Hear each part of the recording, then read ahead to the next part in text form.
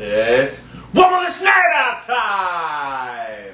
How you guys doing today? Happy Wellness Nerd Out time, you guys. And today we're going to be nerding out about the progressive focus principle when we talk about isolation lifts. And what do we mean by that? What's going on? Thank you for hopping on. I can't see you from here. We'll get to you in a second. Thank you for tuning in. So, when we talk about an isolation lift, right, for those of you who are not too familiar with certain terms, well, we're isolating a specific muscle group, right? Or maybe, just a couple, but really usually just one major muscle group where we're, say, doing our isolated bicep curl, nice and slow, just hitting the buys, right? And so, isolation lifts can be all well and good if you're looking for hypertrophy, if you're going for, slow eccentric movements and bodybuilding and stuff, and if you got all the time in the world to be at the gym for, say, 3-4 hours and do that for many different things. But look, for most of us, we live a real life schedule and we just don't have that kind of time, one.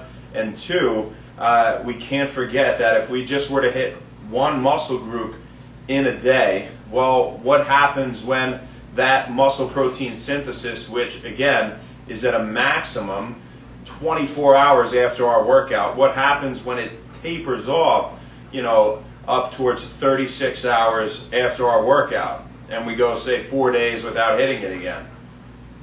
Well, we're not, muscle protein synthesis, right?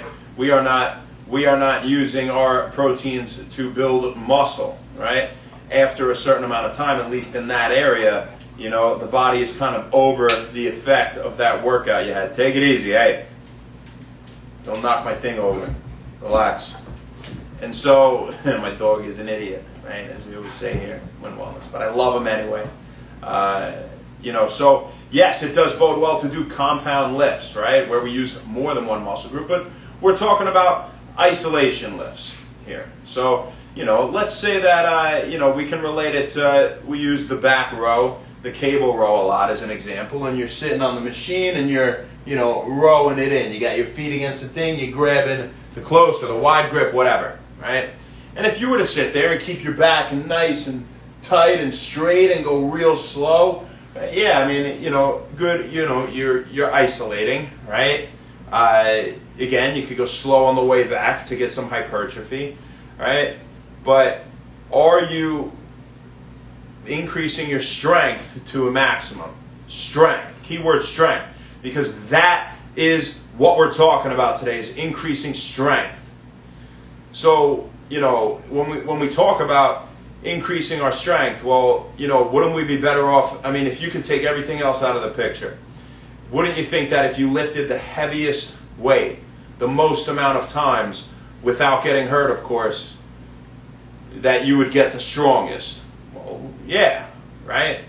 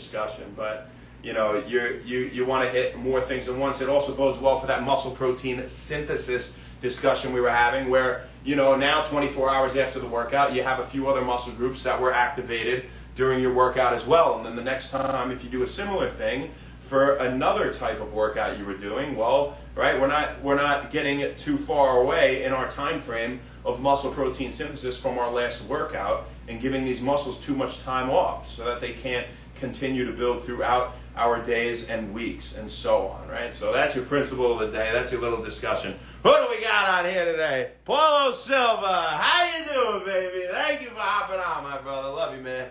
Good to see you on here. I hope you're having a great day today. Thank you guys very much.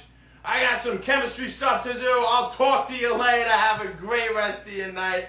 Thank you so much. And as always, happy Wend Wellness, you guys. Have a good night. Thank you.